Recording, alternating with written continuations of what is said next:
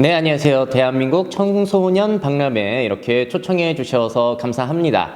자, 저는 여러분들에게 오늘 이 강연 주제 보시는 것처럼 미래 트렌드와 그리고 여러분들의 미래 진로, 앞으로 세상이 바뀌는 거를 또 여러분들이 아셔야지 거기에 맞춰서 준비도 하고 여러분들이 뭔가 계획을 세우실 수도 있으실 것 같아서 딱딱한 얘기를 준비하진 않았습니다.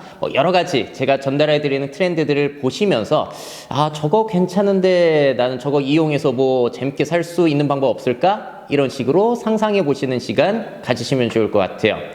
자, 먼저 제 소개를 간단하게 드리자면은 제 이름은 황준원이고요. 미래 채널 마이애프라고 해가지고 트렌드 연구하는 곳을 운영하고 있습니다. 근데 제 직업 이름이 굉장히 특이해요. 저는 미래 캐스터라는 직업을 가지고 있는데요.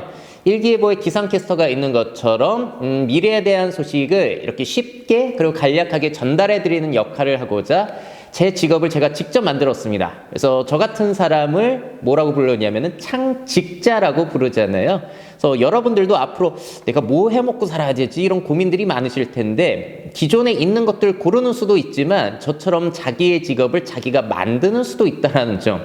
저를 보시면서 아마 저렇게 사는 인간도 있구나, 저렇게도 돈 버네, 이런 것들 한번 떠올리시면 좋을 것 같아요. 창직에 대한 이야기는 제가 끝부분에 또 말씀을 드릴 겁니다. 그래서 제가 주로 하고 있는 일은 트렌드를 연구해요. 미래 사회가 어떻게 바뀌는지 그를 토대로 해서 이렇게 강의도 한다든지 책을 쓰거나 칼럼을 쓰거나 여러 가지 컨설팅, 기업에 가가지고 세미나도 열고 이런 식으로 일을 하고 있습니다. 아니, 세상의 변화가 빠르다 보니까 저 같은 사람도 필요해진 거죠. 그러니까 세상의 변화에 따라서 또 뭐가 필요하지? 이런 걸 보시게 되면은 여러분들만의 커리어, 직업을 또 만들어갈 수가 있을 겁니다. 뻔하게 살 필요는 없잖아요. 자, 그래서 미래 하면 여러분들 어떤 게 떠오르실지 모르겠습니다만 저는 주로 이러한 영역들, 지금 보시고 있는 영역들을 다루고 있어요. 자, 여기에서 여러분들 가장 먼저 들어온 것이 여러분들의 최대 관심사일 가능성이 높고요.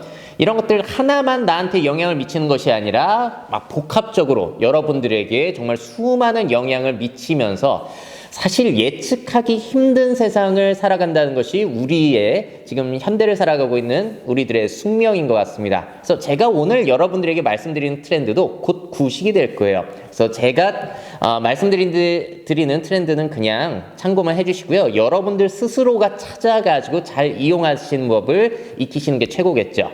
자, 그리고 모든 사람들이 트렌드를 따라갈 필요는 없습니다. 오늘 이야기의 핵심은 뭐냐면은 여러분들의 관심 분야, 여러분들이 좋아하시는 영역에 이런 트렌드 영역을 섞기만 하더라도 새로운 기회가 생길 수 있다는 것을 한 40분 동안 증명을 드리려고 해요. 자, 이 중에서 제가 가장 중요하게 생각하는 요소가 있습니다. 어떤 것보다도 제일 중요한 요소 두 가지부터 설명을 드릴 거거든요. 자, 먼저 첫 번째로 고령화 인구 감소입니다. 자, 여러분들 이거 많이 들어보셨겠지만 얼마나 심각한지 오늘 한번 살펴보고요. 자, 위기는 곧 기회예요. 할 일이 굉장히 많다는 거니까 한번 아이디어 얻어보는 시간 가져보도록 하시죠. 자, 재미난 영상부터 준비해 봤습니다. 1983년으로 돌아가 볼게요. 자, 저 여성분 지금 딸만 넷이라고 하는데 나이는 35살이시네요. 무슨 일이 있었던 거죠, 저 때는? 자, 저 때만 하더라도 사고방식 자체가 지금과 완전히 다르다는 것을 알 수가 있습니다. 시어머니가 아들 낳아야 된다라고 계속 아이를 낳고 계신 분. 자, 사회적인 분위기만 치더라도 저 때는 한 가정에서 자녀가 4, 5 이렇게 되는 것들도 많았고 인구가 너무 많아가지고 문제라고 했던 시대가 저 시대예요. 그래서 지금처럼 사람들이 너무 안 태어난다, 인구 감소가 된다, 이런 것들이 아니라 저 때는 너무 많이 태어나서 문제였다. 자, 그 당시에는 그래서 사람들이 애를 낳지 않게 하기 위해서 캠페인을 많이 펼쳤잖아요. 하나씩만 낳아도 3,000리는 초만원. 딸아들 구별 말고 둘만 낳아 잘 기르자. 이런 말들도 있었고. 자, 지금이랑 사회가 완전히 다릅니다. 한국이 좁다라는 얘기가 나오는데 앞으로는 좀 이제 널널해질 수 있을 것 같고요. 사람은 콩나물이 아닙니다. 셋부터는 부끄럽다라는 포스터도 있는데 지금은 셋부터는 애국자 소리도 듣고요. 아니, 나라에서 피임 수술까지도 무료로 해줄 정도였다고 하니까 얼마나 적극적이었는지 아실 수가 있어요. 자, 그렇다면은 같은 땅이지만 저 때의 한국 사회와 지금의 한국 사회는 같은 사회냐? 같은 사회가 아니라는 거예요. 자, 지난 몇십 년 동안 이렇게 바뀌었고요. 앞으로는 바뀔까요? 또 안 바뀔까요? 많은 것들이 계속 바뀌어 갈 것이라는 점이죠. 자, 제가 1925년부터 18년까지 출생아와 사망자들을 한번 정리해 봤어요. 저렇게 산봉우리처럼 뽕 올라간 순간이 출생자들이 빵 터져 나온, 전쟁 이후에 빵 터져 나온, 그래서 베이비 부머 세대라고 많이 들어봤잖아요. 그래서 어떻게 보자면 전쟁 후에 사람들이 이상할 정도로 많이 태어났다, 이렇게 보셔도 될 것 같아요. 얼마나 많냐면은 1971년까지만 하더라도 1년에 100만 명 정도가 태어났습니다. 아마 여러분들 어머니, 아버지, 그리고 좀 윗세대, 아마 그분들 나이대가 될 것 같은데, 그분들이 이제 1년에 100만 명씩 태어났던 거고요. 자, 지금 2005년생 같은 경우에는 뚝 떨어져가 지금 중3이죠. 43만 명밖에 되지 않아요. 그러니까 한 세대가 지나면서 태어나는 사람들 숫자가 절반 정도가 채 되지 않는 거고, 그리고 2018년에는 33만 명밖에 되지 않습니다. 한 50년이라는 세월 동안 태어나는 사람들의 숫자가 3분의 1이 된 거예요. 이렇게까지 아이를 적게 낳는 나라가 세상에 있을까요? 없어요. 우리나라가 제일 심합니다, 이 수치는. 자, 그러면 이 그래프들을 여러분들의 진로에 있어서 꼭 대입을 해보셔야 되세요. 예를 들어서 여러분들이 앞으로 초등학교 선생님이 된다? 아동복을 판매한다? 잘 될 수 있을까요? 잘 되기 힘들 거라는 게 딱 수치로 보이잖아요. 머릿수 자체가 다른데. 자, 그리고 1971년까지 태어난 저 많은 분들이 지금 거의 뭐 50대, 60대 이렇게 되시는 분들인데, 그분들이 앞으로 머릿수는 유지하신 상태로 2배 이상 유지하신 상태로 나이를 드신단 말이에요. 자, 그러면은 누구를 대상으로 장사를 해야 될 것이며, 누구를 대상으로 내가 진로를 설정해야 할 것인가? 뭐 예를 들어서 보건 의료 쪽 생각해 보세요. 뭐 돌봄이라든지 장례 사업이라든지 앞으로 그런 쪽은 굉장히 많이 필요할 수밖에 없고, 또 이런 얘기 들으면 좀 안타깝습니다만 한국 사회에서 돈을 가지고 있는 사람들은 누구죠? 땅 가지고 있는 사람들은 또 누굴까요? 저 머릿수가 많은 세대들이 지금 재산도 많이 축적을 해놓은 상태이기 때문에 그분들을 무시하고서 여러분들이 진로를 정할 수는 없다라는 점을 꼭 기억을 해주셔야 될 것 같아요. 자, 사망자는 보시게 되면 거의 비슷했는데 2018년에 살짝 늘어나가지고 한 30만 명쯤 돌아가셨습니다. 자, 그렇다면은 2019년에는 어떻게 됐을까요? 2019년에 만약에 출생자가 30만 명 이하가 되고 사망자가 30만 명 이상이 됐다? 그럼 역전이 되는 거잖아요. 죽는 사람이 더 많았던 거예요. 그러면은 대한민국의 인구 감소가 드디어 시작이 되는 겁니다. 한국 사회는 지금까지 인구 감소가 된 적이 없어요. 대한민국 사회는. 근데 앞으로는 어떻게 될까? 자, 참고로 2019년 아주 가까스로 증가했습니다. 8,000명가량 증가했다고 하니까요. 자, 8,000명이라고 하면은 뭐 누군가의 유튜버 구독자 숫자밖에 안 될 텐데 그거밖에 증가가 안 된 거예요. 자, 2020년에는 그러니까 거의 확실하게 인구가 감소한다라고 보시면 되겠고요. 앞으로 여러분들이 살아가시면서 대한민국 사람들이 늘어난다? 이건 상상하기가 아마 힘드실 거예요. 새로운 정상 상태요. 인구가 줄어드는 게 새로운 정상 상태가 됩니다. 그래서 통계청 자료를 보시더라도 자, 앞으로는 2045년만 보세요. 한 해에 36만 명이 뿅 사라지고 67년에 53만 명이 뿅 사라진다. 자, 이게 얼마나 많은 숫자인지 모르실 것 같아서 제주도의 인구가 몇 명인지를 생각해 보자고요. 제주도의 인구 전체가 67만 정도 됩니다. 그러니까 한 20년 뒤에 2년 정도만 지나면 제주도 인구가 쑥쑥 빠져나가는 거예요. 자, 앞으로 여러분들이 뭐 치킨집을 하나 차린다고 치더라도, 뭐 커피, 카페를 차린다고 하더라도 손님들의 숫자 자체가 자꾸 이제 앞으로 줄어들 수 있다는 거예요. 한국 안에만 머무를 것이냐, 세계적으로 여러분들이 진로를 확대해서 생각할 것이냐, 여러분들 미래에 굉장히 큰 영향을 끼칠 수 있겠습니다. 자, 그리고 이 상황을 좀 자세하게 보자면은 줄어드는 사람은 고령자가 아니라 젊은 사람들이죠. 그래서 나이 많으신 분들은 계속해서 이제 머릿수를 유지 많이 한 상태로 늙어가시게 될 거고, 그래서 2060년이 되면은 이런 모양이 될 거라고 해요. 자, 지금으로부터 40년 뒤 여러분들 살아 계실까요? 죽어 있을까요? 살아 있을 가능성이 꽤 높겠죠. 아마 저런 미래를 여러분들이 살아가시게 될 텐데 어떤 생각이 드실까요? 여러분들은 뭐 기회 측면이 생각이 나실 수도 있고 굉장히 무섭다라는 생각이 드실 수도 있어요. 자, 여러분들은 어쨌든 좋던 싫던지 간에 저런 다수를 차지하고 있는 고령자들과 함께 살아가야 됩니다. 이거는 피할 수 없는 미래예요. 여러분들이 싫다고 하더라도.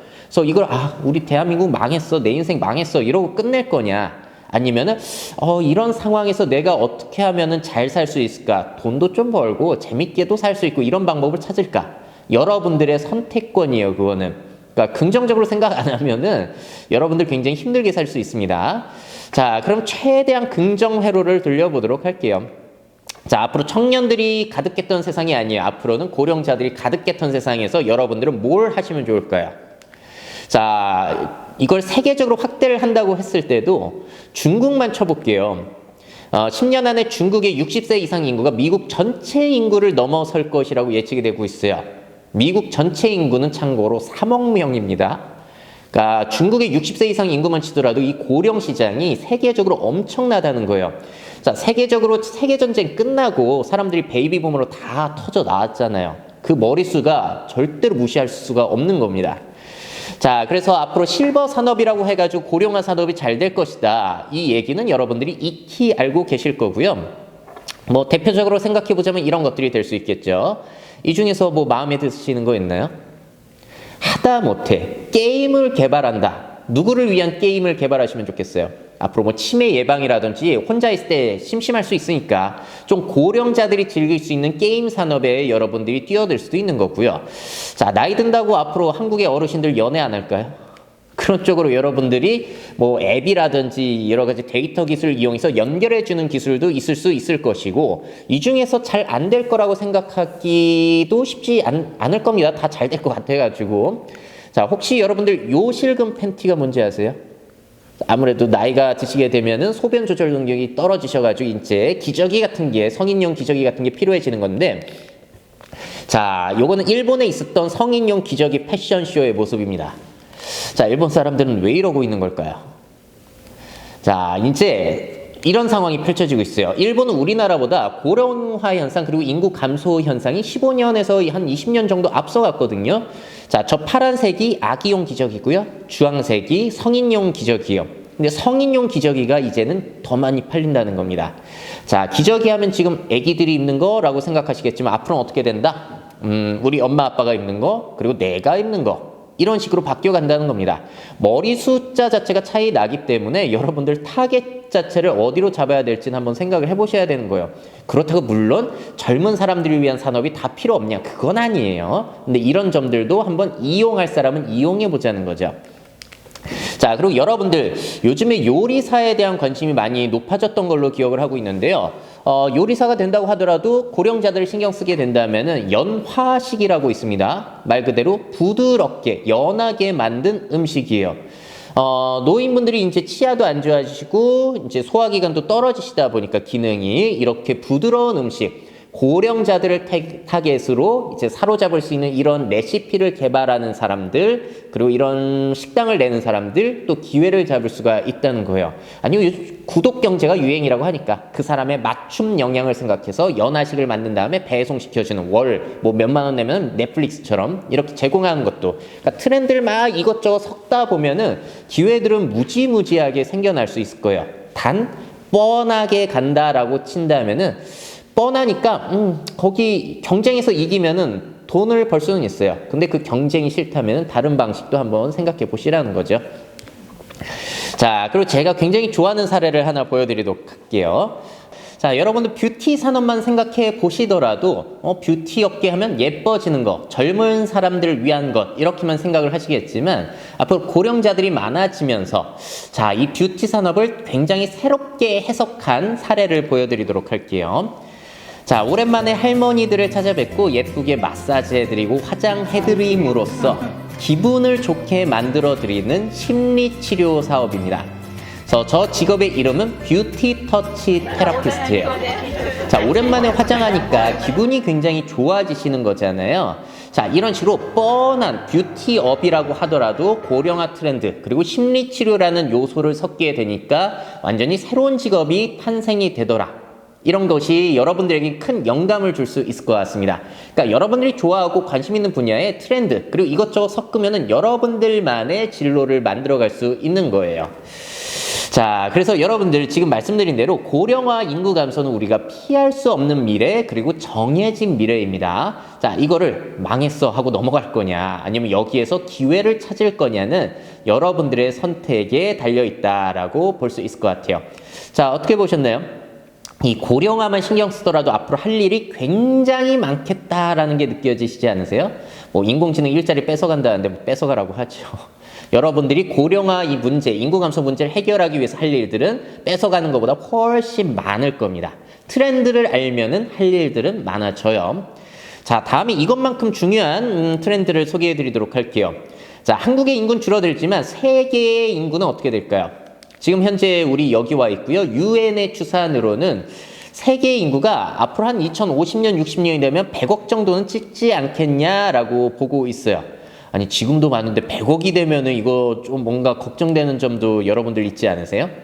그래서 여러분들도 많이 걱정하시고 저도 걱정하는 게 바로 이 환경 위기와 기후 위기입니다. 자, 지금은 위기라고 부르지만 앞으로는 뭐 재난이라고 부를 수도 있을 것 같고요. 지구의 온도가 높아지는 거, 그리고 대기질 문제라든지 쓰레기는 계속 쌓여가는데 이거 어떡할 거냐. 지금도 77억, 8억 되는데 이 문제가 생겼다. 근데 100억이다? 야, 여러분들 앞으로 한 10년, 20년, 그래 최소 한 60년 정도는 사실 것 같은데 이 문제 해결 안 한다면은 정말로 우리가 열심히 노력하는 것들이 딱히 의미가 없어지는 거예요. 그래서 여러분들 미래에 정말로 중요한 부분이 이 영역인 거죠. 여러분들의 살면서 미션이라고 볼 수 있겠습니다. 이 문제 어떻게 해결할 거냐. 전 세대들은 산업을 어떻게 계속해서 성장시킬 거냐가 미션이었다면은 여러분들은 이제 우리가 쓰레기 뱉어놓고 이런 오염 문제 생긴 것들, 지속 가능성을 우리가 어떻게 가져갈 것인지가 여러분들의 미션이다라고 볼 수 있을 것 같아요.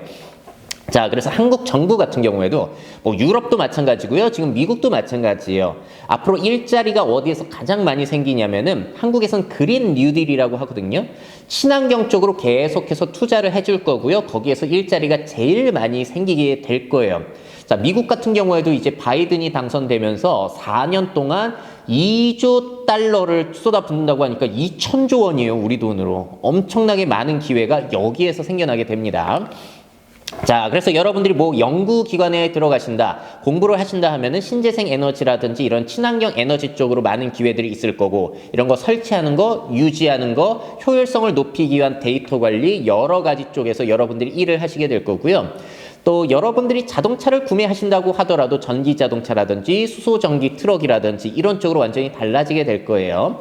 그래서 이런 자동차와 관련해서도 앞으로는 소프트웨어가 굉장히 중요해집니다. 테슬라만 보더라도 여러분들이 아시는 게 똑같은 자동차인데 업데이트를 통해서 기능이 막 좋아져요. 자율주행 기능이 계속 향상이 되고, 그렇다 보니까 이제 앞으로의 자동차는 사실 과거의 자동차가 아니라 달리는 스마트폰, 이렇게 볼 수 있는 거거든요. 이쪽 관련해서 정말로 많은 일들이 필요할 거예요. 하다못해 자율주행 자동차가 달리려면은 지도 같은 것들도 앞으로는 3D로 많이 바꿔야 될 거고요. 신호 시스템이라든지 관련해가지고 엄청나게 많은 것들이 달라지게 될 겁니다. 뭐 충전 시설도 마찬가지고요. 자, 그리고 우리 일상생활에서 생각해 봤을 때는 이 플라스틱 문제 어떻게 할 거냐. 만드는데 5초, 사용하는데 5분, 분해되는데 500년이 걸린다. 자, 여러분들도 많이 사용하실 텐데 계속 쌓여가면서 얘네들이 잘게 분해돼가지고 미세 플라스틱이 되고, 그걸 또 우리가 먹고 있다고 하죠. 자, 많은 노력들이 앞으로 필요할 텐데요. 일단 간단한 노력 중에 하나가 이런 게 있어요. 제로 웨이스트 샵. 쓰레기가 나오지 않는 가게예요. 그래서 여러분들이 용기를 가져와서 필요한 만큼만 따라오는 방식입니다. 그래서 곡물이라든지 세제라든지 그런 것들 원하는 만큼만 따라오는 방식이니까 아무래도 일회용 플라스틱이 덜 사용될 수 있겠죠. 자, 그래서 아무래도 용기, 그 포장 가격이 덜 들어가다 보니까 가격은 저렴하게 판매가 되더라고요. 대기업이라고 여기 트렌드에서 벗어날 수가 없어요. 그래서 지금 이마트 같은 경우에는 서울에 4곳 정도의 리필 스테이션이라고 해가지고 내가 세제 다 쓰면은 저기 가가지고 다시 따라오는 거예요. 그럼 플라스틱이 줄겠죠? 아모레 퍼시픽이라고 여러분들 화장품 만드는 회사 알 거예요. 거기에서 나온 샴푸라든지 바디워시 같은 것들도 따라오는 방식을 도입한 아모레 스토어도 있습니다. 이런 노력들 앞으로 계속 이어질 거고요. 자, 이런 것들을 이용하시게 되면 편리할까요? 불편할까요? 정말 불편해요. 그래서 이거를 어떻게 편리하게 할까? 사람들에게 더 어필할 수 있는 방법은 뭘까? 여러분들의 아이디어와 노력들, 그리고 제 세대의 노력들과 함께 진행이 되어야 할 우리 세대의 미션입니다. 자, 그리고 그것뿐만이 아니라 여러분들이 신소재 그런 것들도 공부를 하셔가지고 일회용품을 줄이기 위해서 저 좌측에 있는 것은 나뭇잎으로 만든 접시예요. 그리고 우측에 있는 것은 밀로 만든 접시입니다. 그러니까 저런 것들을 쓰게 되면은 빨리 분해가 되기 때문에 지구에 해를 많이 끼치지 않을 수 있다는 거예요. 자, 이 쓰레기 문제 어떻게 해결할 것인가? 많은 아이디어들, 노력들이 필요할 거고요. 또 지속 가능한 식량은 어떻게 생산할 것인가? 100억 명이 된다고 하는데 농업의 중요성 진짜 중요해요. 근데 여러분들이 농부가 됐을 때는 지금의 농부와는 좀 다른 모습이 될 수 있겠죠? 앞으로의 농부는 과학자, 엔지니어가 농업 일을 하게 되는 경우들도 상당히 많을 거예요. 그런 것들을 융복합하는 역할들, 또 여러분들의 다양한 기회가 있을 겁니다. 100억 명 먹여 살려야 되잖아요. 자, 그래서 환경을 보호한다는 것은 결국에는 우리 노후 삶을 보호하는 것이기도 해요. 지금 상태로 이렇게 환경이 안 좋아진다. 여러분들 앞으로 한 30년 뒤, 40년 뒤 살기 쉽지 않겠죠? 그래서 이것만큼 중요한 것도 없다라는 생각이 듭니다. 그래서 이건 중요할 뿐만이 아니라 세계적으로도 가장 많이 투자가 벌어지고 있는 영역이에요. 유럽도 미국도 한국도 마찬가지이기 때문에 이쪽으로 다양한 기회들이 있을 거고요. 이쪽으로 창업을 하거나 창직을 했을 때 정부에서도 지원금을 제일 많이 여러분들에게 지원을 해주게 될 겁니다. 그래서 환경위기 시대에 뭘 할 수 있을까? 이것만 생각해 보시더라도 할 일이 너무 많다. 인공지능 일자리를 가져가는 거 신경 안 쓰셔도 된다. 자, 다음부터는 이제 무서운 얘기 말고 좀 야들야들한 얘기를 하면서 진행을 해보도록 할게요. 여러분들은 가족 사진 하면 어떤 게 떠오르실까요? 저는 사실 이제 곧 있으면 40이기 때문에 이런 게 떠올라요. 좀 많아 보이죠? 왜냐면 동네 사진관마다 이런 게 붙어 있었거든요. 근데 2020년 제일 전형적인, 그리고 앞으로 여러분들이 살아갈 때 제일 전형적인 가족 사진 모습은 무엇일까요? 제가 볼 땐 이거예요. 여러분들 혼자, 그리고 댕댕이 한 마리. 이게 가장 전형적인 가족 사진 모습이죠. 자, 그래서 우리가 살아가면서 1인 가구가 증가하는 미래는 벗어날 수가 없습니다. 여러분들도 한 10년, 20년 뒤에 혼자 살고 있을까요? 결혼해 있을까요? 제가 볼 때 혼자 사는 분들 꽤 많으실 것 같은데, 이거 보시는 분들도. 자, 퀴즈를 한번 내볼게요. 2018년 기준으로 우리나라에서 제일 흔했던 가구 구조는 무엇이었을까요? 이 집은 몇 명 사나, 이 집은 몇 명 사나, 다 문 두들기고 돌아다니면서 물어본 거예요. 제일 많았던 거. 참고로 이렇게 질문 드리면 맞추시는 분들이 극히 적습니다. 정답을 공개하면 이래요.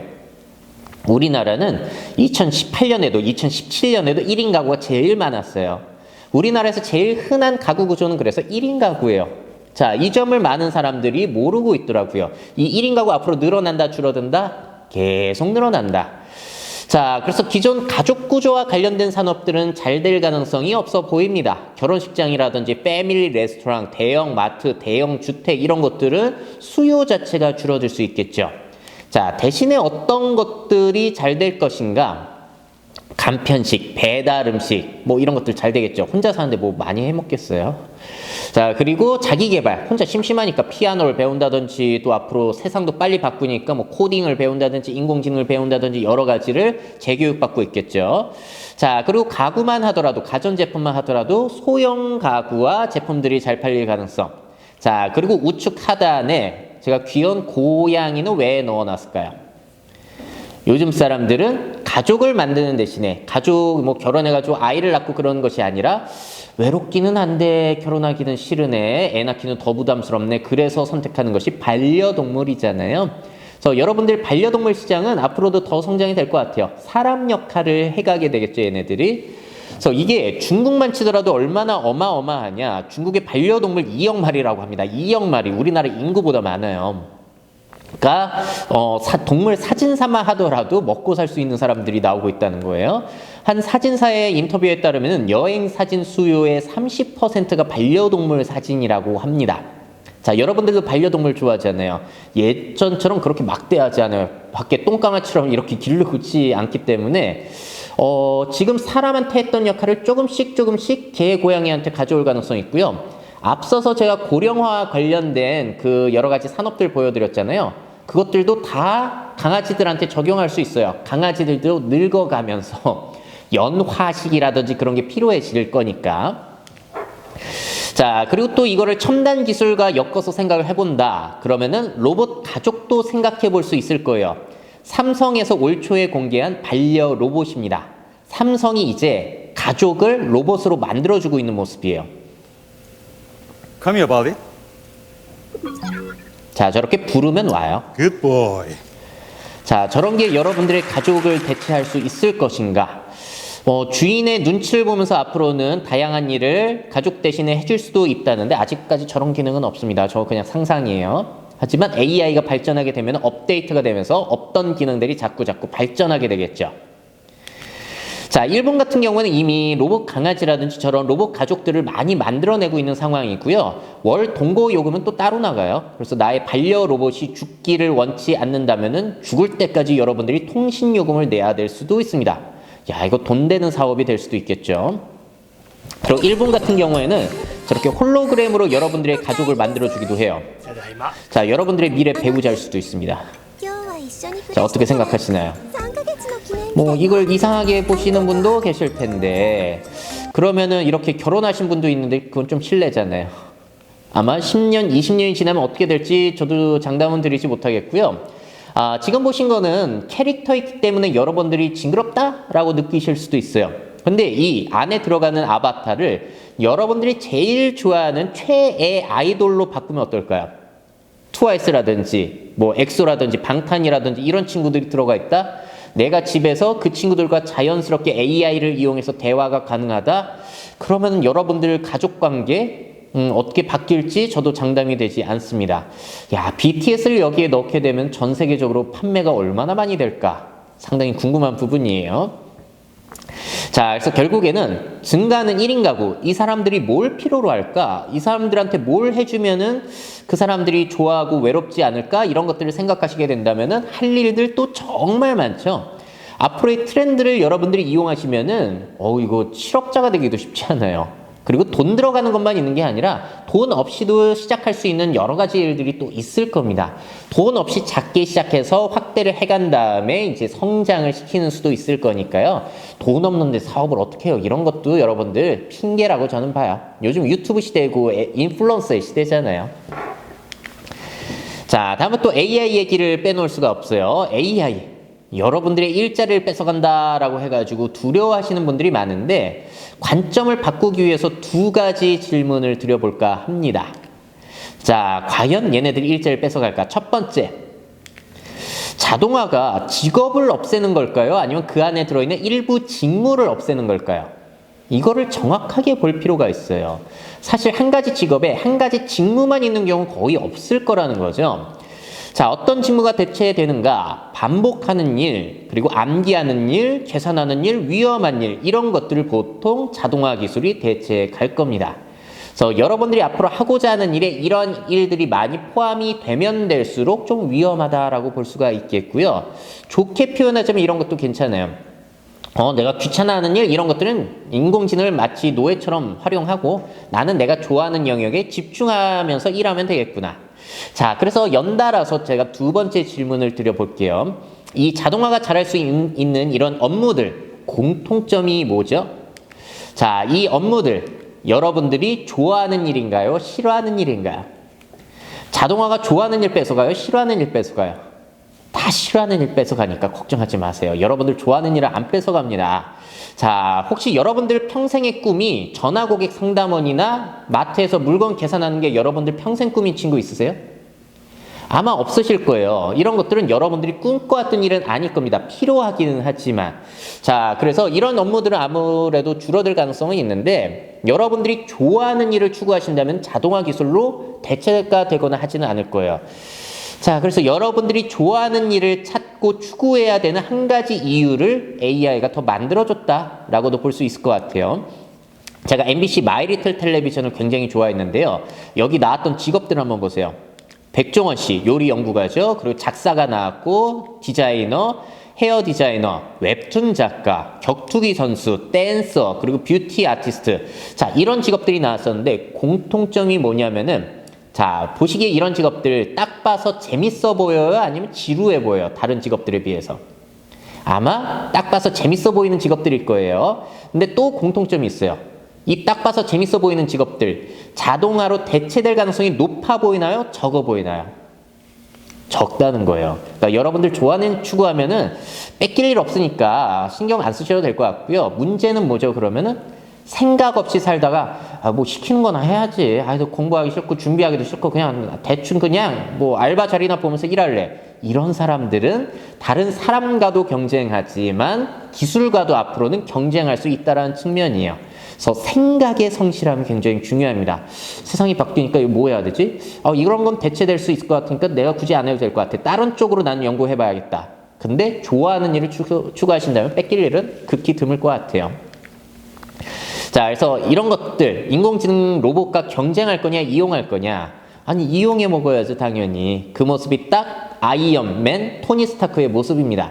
토니 스타크가 원래 사람 혼자서 할 수 없는 수많은 일들을 인공지능과 그 로봇 툴을 이용해서 해내잖아요. 그래서 이게 여러분들이 일하는 방식이에요. 그래서 이런 거를 만드는 사람도 필요하겠지만 이런 사람들은 앞으로 다수일까요? 소수일까요? 소수일 가능성이 높고요. 다수의 사람들은 이렇게 개발된 것을 이용해서 내가 좋아하는 것을 더 잘하기 위해서 그리고 내가 일하는 시간을 줄이기 위해서 노력을 하고 있겠죠. 아니 여러분들이 윈도우라든지 아이폰 같은 거 개발 안 하셨잖아요. 근데 그거 이용해서 내가 좋아하는 영역 그리고 하고자 하는 영역에 활용하시는 것처럼 여러분들을 잘 지켜보시다가 괜찮은 인공지능 나왔네, 괜찮은 로봇 나왔네, 써먹으시면 되세요. 모든 사람들이 개발자 될 필요는 없습니다. 미래에는 코딩을 해야 되나? 일부만 하시면 돼요. 그래서 어떻게 이용할 거냐? 여러분들이 디자이너가 되고 싶다면은 그냥 스케치는 내가 하고요. 색칠은 저렇게 인공지능이 해줄 수도 있어요. 그럼 일이 좀 더 수월해지겠죠? 이렇게 이용하시라는 거예요. 저거는 포토샵을 만든 어도비에서 만든 프로그램이고요. 자, 또 여러분들이 요식업을 하신다. 그럼 나는 요리에 집중하고요. 그 서빙하고 그런 것들은 저런 서빙 로봇한테 맡기면은 나는 이제 좀 더 고용을 좀 적게 하면서 돈도 아껴가면서 일할 수 있는 거잖아요. 물론 알바 자리는 줄어들 수 있어요. 그러니까 여러분들 뻔하고 쉬운 일 하려고 생각하시면은 앞으로 쉽지는 않을 겁니다. 좀 더 창의적이고 뭔가 개발하고 기획하고 이런 것들 CEO적으로 생각을 하셔야 되는 거죠. 회사를 운영하는 사람처럼. 자, 그래서 이 AI 시대에 차별화된 경쟁력을 기르고 있는가? 나만의 능력, 여러분들의 역량을 작품화시키는 게 중요해요. AI도 할 수 있는 그런 뻔한 능력 말고요. 자, 그래서 이런 식으로 트렌드들을 여러분들이 이용하시게 된다면은 기회들이 엄청나게 많습니다. 이것저것 섞어보시면 여러분들만의 레시피가 만들어지는 거예요. 그냥 뻔한 직업을 하시는 것도 좋아요. 왜냐면 그건 확실하기 때문에 경쟁에서 이기면은 여러분들이 그걸 통해서 돈을 벌 수 있는 길이 확실하게 열리고요. 이런 것들을 섞어가지고 나만의 길을 만들게 된다면은 좀 불안정합니다. 나만의 길을 걸어가는 것이기 때문에 장단점이 다 있어요. 그래도 어쨌든지 간에 트렌드들은 이용하시는 게 좋겠죠.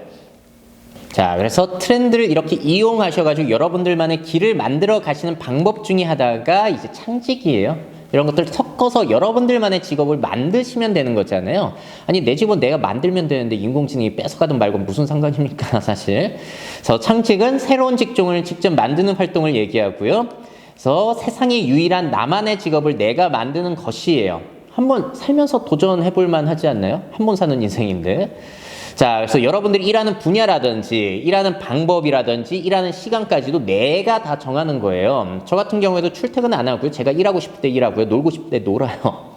이렇게 살아도 되는 거를 제가 뒤늦게 알아가지고 30대 넘어가지고 아니 이런 걸 알았으면 나도 10대 때부터 창직 준비했을 걸 이런 생각이 사실 전 들기도 하더라고요.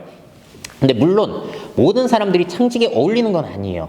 여러분들 중에는 시키는 걸 하는 게 더 어울리고 그걸 좋아하시는 분이 분명히 계세요. 그건 사람에 따라서 다른 거고. 근데 제가 말씀드리고자 하는 거는 여러분들 중에 분명히 저처럼 창직이 어울리는 분도 분명히 계실 텐데 이걸 생각 안 하고 남들처럼 스펙 쌓고 뭐 대학교 좋은 데 들어가야 되고 뭐 취업 준비하기 위해서 뭐 토익 공부하고 이러려고 쓸데없이 노력하시는 분들도 계실 거라는 겁니다. 물론 모든 사람들이 이게 어울린다는 건 아니고 오해하지는 마세요. 그래서 분명히 창직에 어울리신 분이 계실 것 같아서 한번 사례를 말씀드려 볼게요.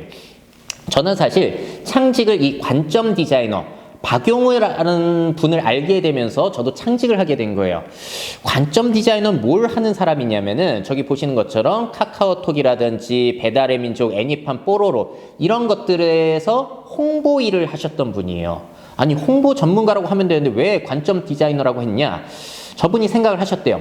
홍보를 하면 뭘까? 아, 고객들의 관점을 바꿔주는 일이구나. 그래서 관점 디자이너라는 일을 창직하시면서 거의 지금 제가 알기로는 20개 이상의 기업에서 일을 하고 계시고 20개의 기업에서 월급을 받고 계시니까 돈을 얼마나 많이 벌지 여러분들 감이 오시나요? 전 좀 알고 있는데 엄청납니다. 정말로 부자세요.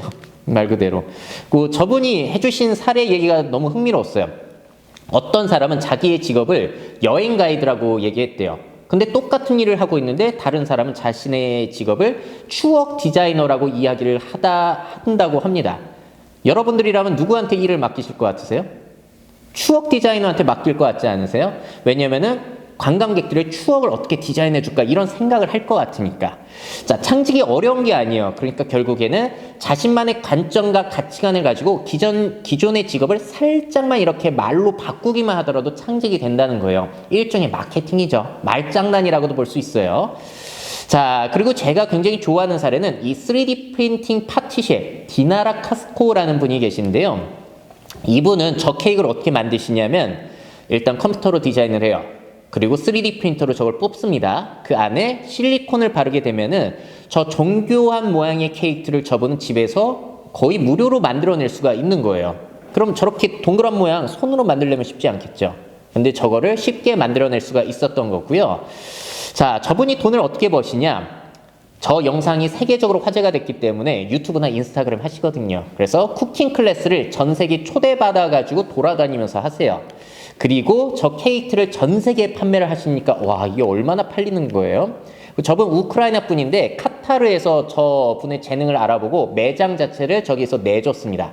아니 뻔하지 않고 저런 트렌드 요소를 섞어서 뻔한 파티시에 일에 도입하게 되니까 자신만의 길을 만들어 가잖아요.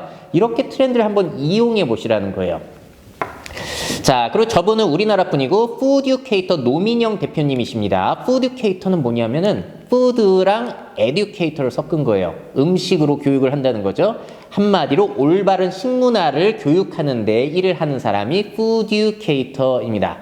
자, 지금 보신 사례는 기존의 직업들을 섞어서 합치기만 하더라도 퓨전으로 새로운 메뉴가 생겨나는 것처럼 새로운 직업이 생겨나는 거예요. 자, 그리고 앞서 보여드린 그 뷰티 터치 테라피스트 같은 경우에는 어떤 창직이냐?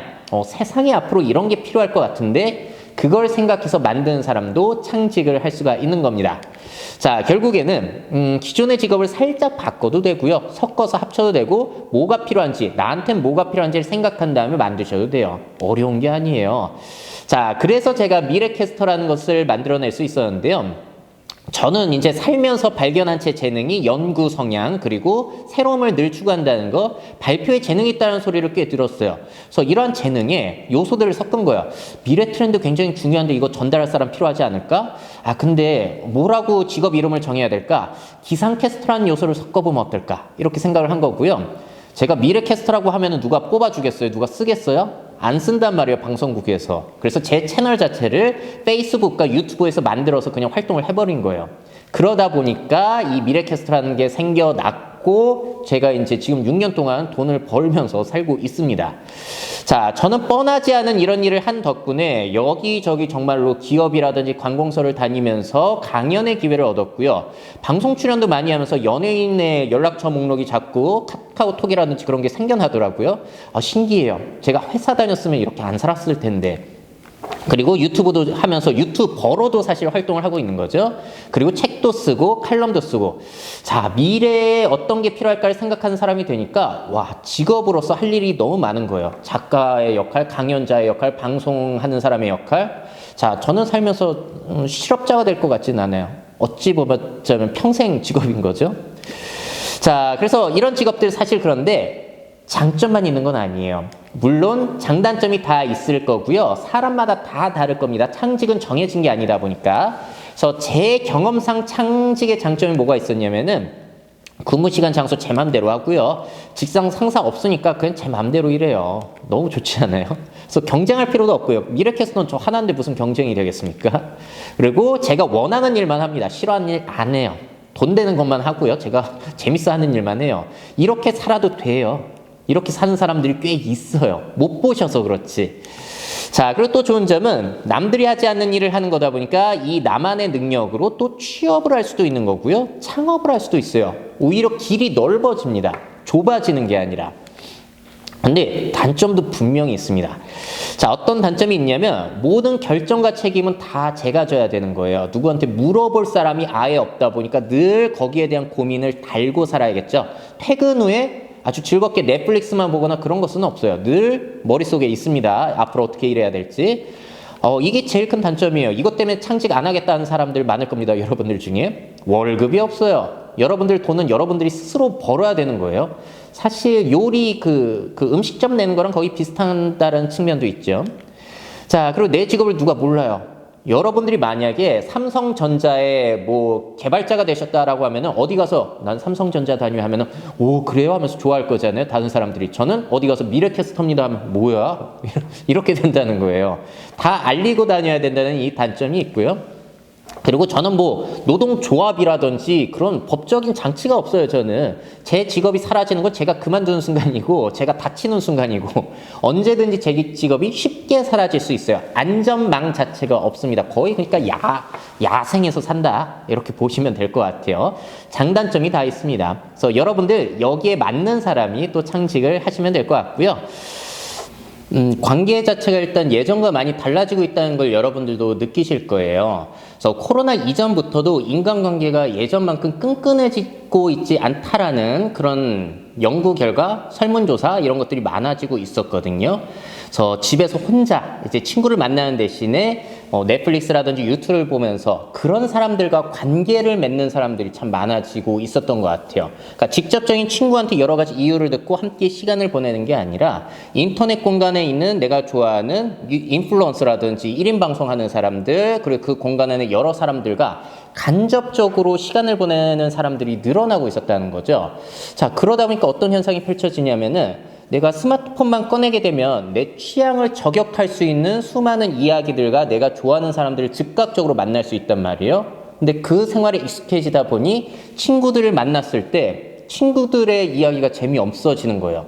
관심사들이 다 달라지고 있기 때문에 이런 점들이 저는 상당히 관계에 영향을 미칠 거라고 생각을 하고 있었고 근데 코로나가 터지면서 그렇다면 사람들을 더 그리워하게 됐을까? 근데 이게 또 조사 결과에 따라서는 그렇지가 않더라고요.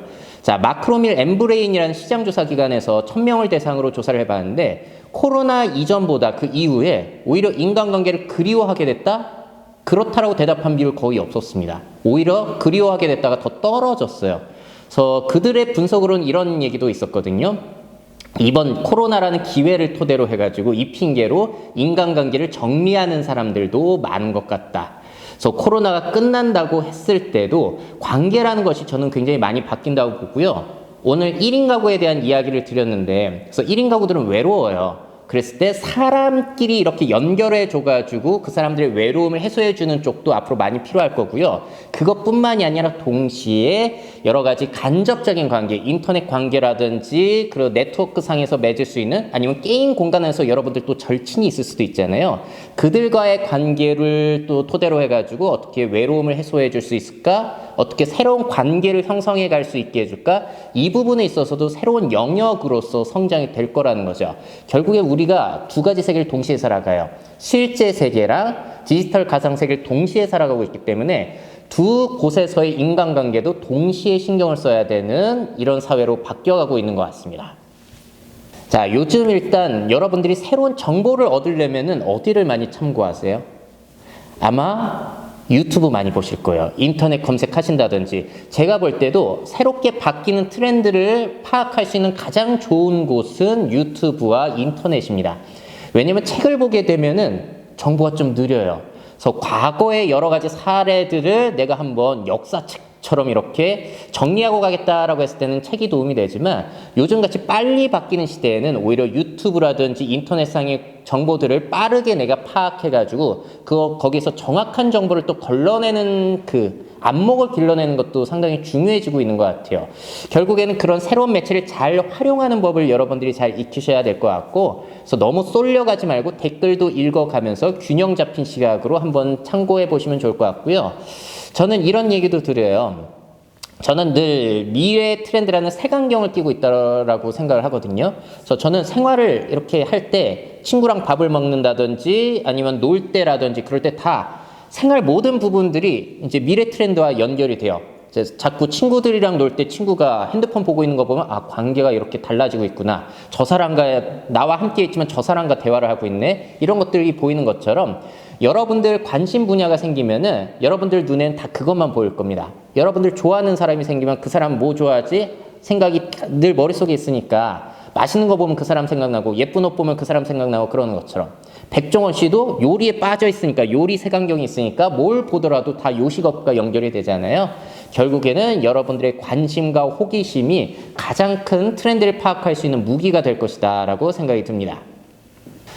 할 일들 굉장히 많아요. 왜냐면 제가 추천하는 방법 중에 하나가 뭐가 있냐면 여러분들 불만 노트를 한번 작성해 보셔도 괜찮아요. 살면서 불만들 굉장히 많으시고 사회의 불만들도 많으실 거예요. 아니 나 이거 되게 싫은데 이건 왜 안 돼? 게임하다가 이거 불편한데 이거 왜 수정 안 하는 거야? 이런 불만들을 적어 가시다 보면은 아 이것도 사업 영역이고 이것도 직업으로 내가 할 수 있고 이런 게 계속 떠오르실 거예요. 그래서 불만 노트를 한번 적어 보시는 걸 추천드리고 싶고요. 그리고 제가 그 불만 노트를 적다가 이거 꽂혀가지고 시작을 한다고 했을 때 저는 분명히 그걸 하면서 동시에 인스타그램이라든지 유튜브라든지 페이스북 같은 채널들을 동시에 시작할 것 같아요. 그러면 이제 여러분들의 관심 영역을 남들과 차별화된 능력들을 언제든지 세상에 홍보할 길이 열려 있는 거잖아요. 혹시라도 여러분들이 40살에 여러분들만의 적성을 찾고 여러분들만의 능력을 찾는다고 하더라도 그때부터 홍보할 수 있는 길도 열려 있기 때문에 조급하게 생각하실 필요는 없는 것 같아요. 이것저것 해보시면서 이제 여러분들만의 뭐 적성과 그런 것들을 한 30대까지 여유 있게 찾아보셔도 좋을 것 같습니다. 일단 그래도 도전을 해보시는 게 좋을 거예요. 자, 결국에 오늘 드리고자 하는 메시지는 이거였어요. 여러분들 세상이 많이 바뀌는데 결국 시키는 일만 한다면 앞으로 잘 살 수 있을까? 여기에 대해서는 저도 잘 모르겠고요. 사실 여러분들 학생을 하시면서 계속 선생님이라든지 부모님이 시키는 일만 해오셨을 거예요. 근데 앞으로는 여러 가지 트렌드들도 이용하고 내가 원하는 삶을 생각하시면서 내가 스스로 배우고 스스로 도전하면서 나만의 인생을 내가 직접 만들어가는 이러한 어른으로 완전히 여러분들 사고방식과 생활방식을 바꾸셔야 될 겁니다. 쉽지는 않을 거예요, 아마. 그래서 이 얘기를 전달드리면서 마무리 짓도록 할게요.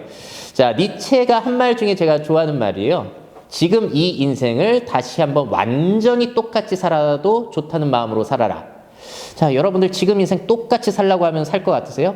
앞으로 계획하는 인생 또 한번 다시 하라고 하면 살 것 같으세요? 아니라는 생각이 드신다면 뭔가 잘못됐다는 느낌이 들지 않으실까요? 그래서 이 이야기를 한번 생각해 보시면서 여러분들이 원하는 최고의 미래를 한번 상상해 보시고 그 미래를 남들이 아니라 내가 직접 만들어 간다. 이렇게 생각하시면서 한번 살아보신다면 즐거운 인생을 살아가실 수 있지 않을까라는 생각이 듭니다. 자, 그러면 여기까지 해서 제 이야기는 마무리 짓도록 하겠고요. 여러분들의 최고의 미래를 응원드리도록 하겠습니다. 감사합니다.